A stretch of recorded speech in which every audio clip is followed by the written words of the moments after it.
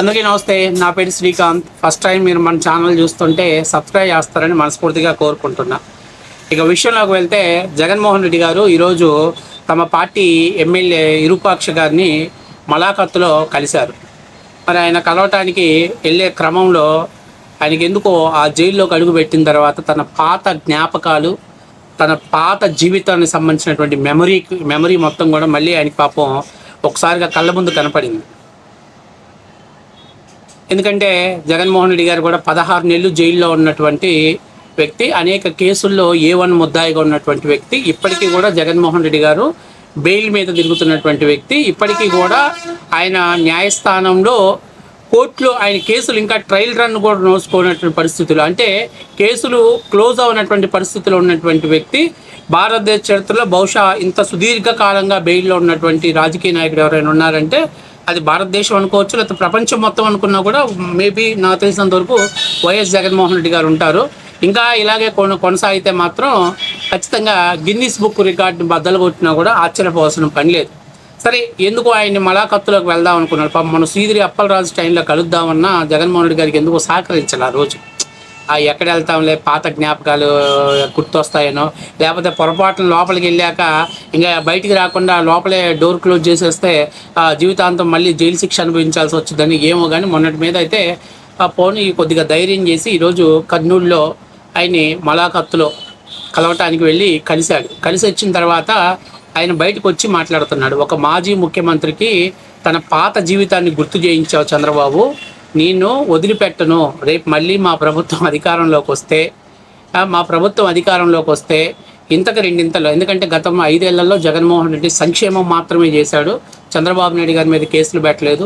పాపం నంద్యాల నుంచి ఆయన్ని రోడ్డు మార్గంలో స్టేషన్ తీసుకెళ్లి అక్రమ కేసులు పెట్టి అరెస్ట్ చేయించి జైల్లో కూర్చోబెట్టేసి 54 రోజులు మరి ఆయన అక్కడ ఏం చేస్తున్నాడు జైల్లో అని చెప్పి డ్రోన్లు ఎగరేసి, ఇట్లాంటి సైకో పనులు అసలు జగన్మోహన్ రెడ్డికి అసలు ఏం తెలియదు పాపం. ఎందుకంటే జగన్మోహన్ రెడ్డి గారి హయాంలో అసలు చంద్రబాబు నాయుడు గారిని మీద కేసులు పెట్టడానికి సిఐడినే వాడుకోలేదు.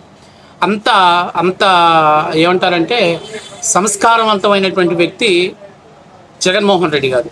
కానీ ఇప్పుడు పాపం లోపలికి వెళ్ళేసరికి తన పాత మెమరీ అంతా, ఎందుకంటే మామూలుగా మనం ఏమంటామంటే జగన్మోహన్ రెడ్డి గారికి మెమరీ లాస్ ఉందనుకుంటాం, కానీ జైల్లో అడుగు పెట్టగానే ఒక్కసారిగా ఆయనకి మెమరీకి షాక్ ట్రీట్మెంట్ జరిగి ఒక్కసారిగా తన పాత మెమరీ అంతా గుర్తొచ్చేసింది. సరే, ఇప్పుడు అసలు ముందు ఆయన ఎక్కడ ఫీల్ అవుతున్నాడు, ఎందుకు ఫీల్ అవుతున్నాడు ఒకసారి ఆయన మాట్లాడుతున్నాడు. ఆయన వీడియో చూశాక మనం మాట్లాడతాం. ఒక మాజీ ముఖ్యమంత్రి నేను అవమానించడం కోసం కెమెరాలో లోపలికి పోవడానికి వీడియో తీస్తారు. వీడియో ఒకసారి ఫోటో తీసుకుంటాడు.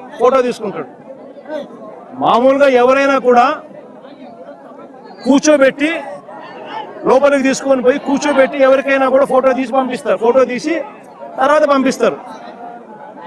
కేవలం నన్ను అవమానించాలని, ఇలా సేడిజం చూడు ఎలా ఉందో, సేడిస్టిక్ మెంటాలిటీ చంద్రబాబు నాయుడు గారికి ఎలా ఉంటుందని చెప్పడానికి చెప్తా ఉన్నా. నన్ను గ్రిల్ బయట నిలబెట్టించి గ్రిల్ బయటనే ఫోటో ఇలా తీస్తున్నారు. నేను అడిగినా, ఇది మామూలుగా అందరికీ ఇదే మాదిరిగానే తీస్తారా అని. ఎందుకనంటే మా ప్రభుత్వ హయాంలో రిఫార్మ్స్ తీసుకొచ్చినాం. పీపుల్ ఫ్రెండ్లీ పోలీస్ స్టేషన్ ఏర్పాటు చేసినాం.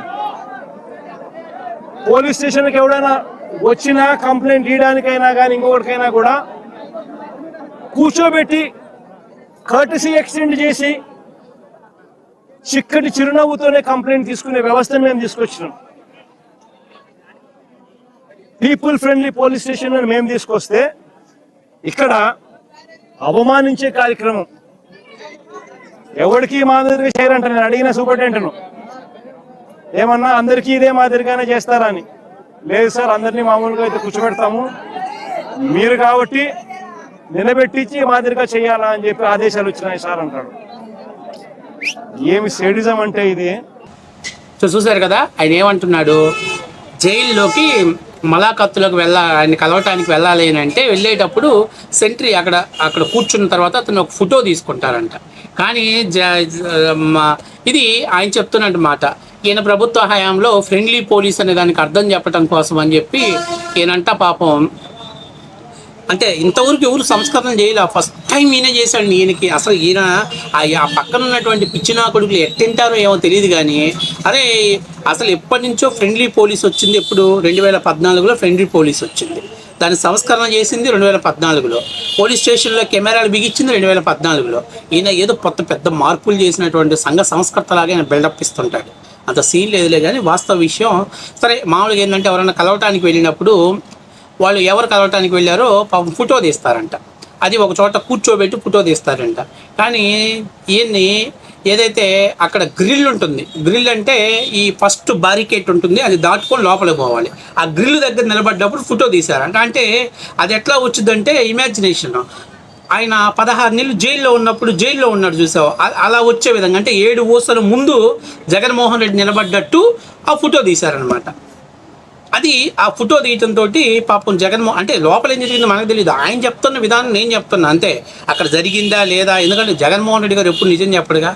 ఎప్పటికెప్పుడు ఆయన అబద్ధాలు ఆడటం అనేది ఆయన సోషల్ మీడియా కూడా అలాగే హైప్ అయి ఉంటుంది. కాబట్టి అది వాస్తవమా కాదనేది అది భగవంతుడు తెలియాలి, లోపల ఉన్నటువంటి సెంట్రీ వాళ్ళకు తెలియాలి.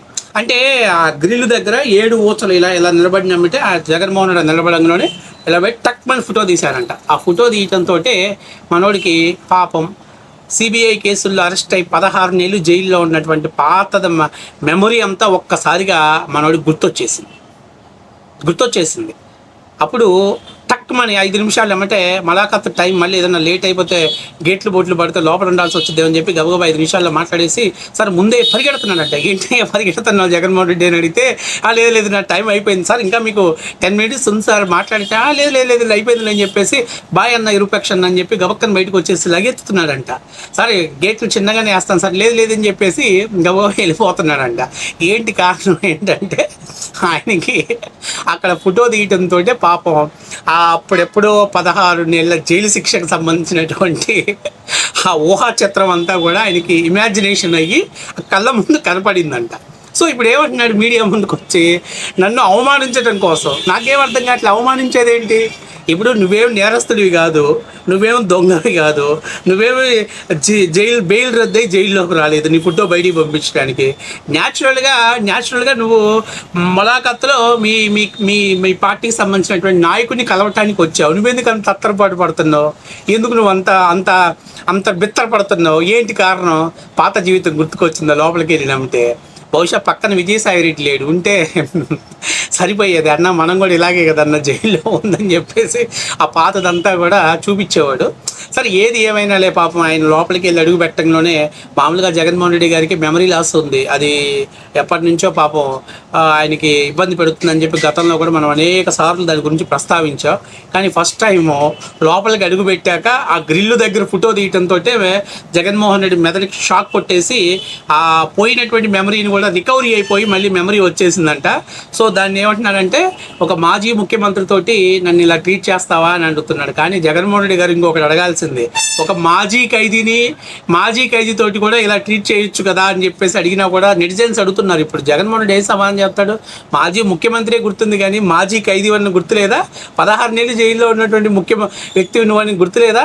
ఇవన్నీ ఎందుకు జగన్మోహన్ రెడ్డి గారు? నువ్వు పోయి గెలుపుకొని లేనిపోని ఏదో చెప్పాలనుకొని అపహాస్య పాలవటం తప్పనిచ్చి, ఇప్పుడు నువ్వు ముఖ్యమంత్రి గుర్తున్నప్పుడు మరి 16 నెలలు జైల్లో ఉన్నది అది కూడా గుర్తుండాలి కదా, అది కూడా చెప్పాలి కదా. 16 నెలలు జైల్లో ఉండొచ్చునని నాకు ఈ పెద్దగా గ్రిల్స్ మధ్యలో ఫోటో తీస్తే నాకేం పెద్దగా వచ్చే నష్టమేం లేదు, ప్రజలు నన్ను నమ్మి ఒకసారి ముఖ్యమంత్రిని చేశారు, నేను 420 అని తెలిసినా కూడా ముఖ్యమంత్రిని చేశారు, కాబట్టి ప్రజలు మా కార్యకర్తలు మా పిచ్చి నాకుడుకులు నమ్మేంతవరకు నాకు ఎలాంటి రాజకీయ డోకా లేదని అది కూడా చెప్పాలి కదా. అది ప్రస్తావించకుండా ఎన్ని మాట్లాడతావు దేనికి? మాజీ ముఖ్యమంత్రి గుర్తున్నప్పుడు మాజీ ఖైదీ కూడా గుర్తుండాలి, అది గుర్తు పెట్టుకోవాలి. నువ్వు అక్కడికి వెళ్ళినప్పుడు నీకు గుర్తొచ్చింది మాజీ ముఖ్యమంత్రి కాదు, మాజీ ఖైదీ అనేది గుర్తుకొచ్చింది. అది చెప్పడానికి నువ్వు ఇక్కడ సిగ్గుపడుతున్నావు.